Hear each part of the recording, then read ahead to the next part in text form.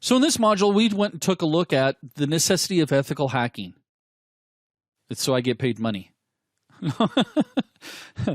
It's so that we protect ourselves if we work for the company or if we're contracted for that company. Again, many times the company doesn't realize they need it until it's too late. We also talked about the skills that you have to have. Get those nunchuck skills going. We also talked about multi-layered defense. Remember, we don't just have one security mechanism and that's it. Each layer frustrates an attacker.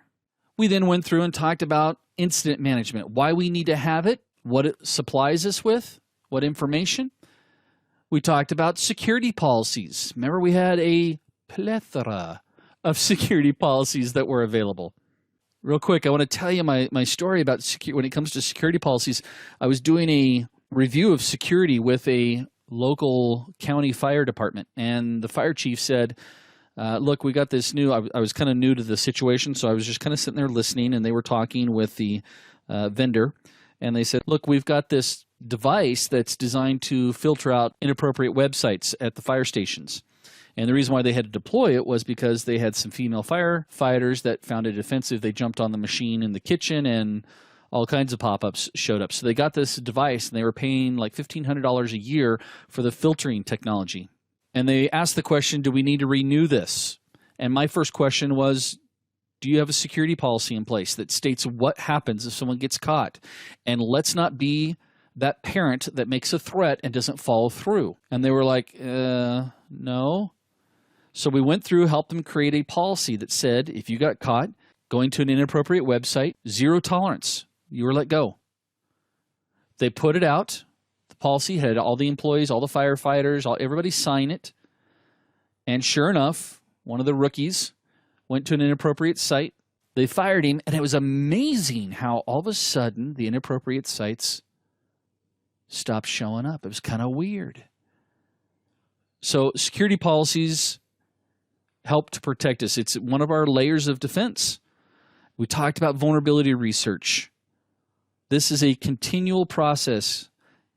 As long as attackers are coming up with new and interesting ways of getting in, and technology drives that. Ooh, I'm waiting for the drone that hovers over my house that hacks my Wi-Fi network. See? Thinking outside the box, 2 different technologies. Now I have to come up with a countermeasure for the drone. It's called a Mossberg shotgun. No. And then finally we talked about penetration testing.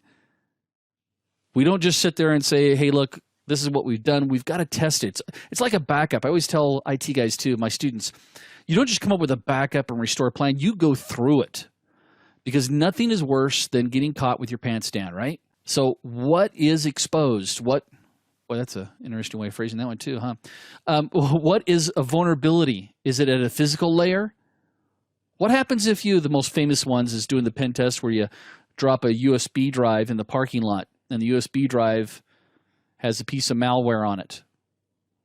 You see who picks it up and who plugs it in, because we have the policy that any USB drive that is not company property does not get plugged into a computer, or if you find a USB drive, you need to turn it into IT. Well, let's see who plugs it in.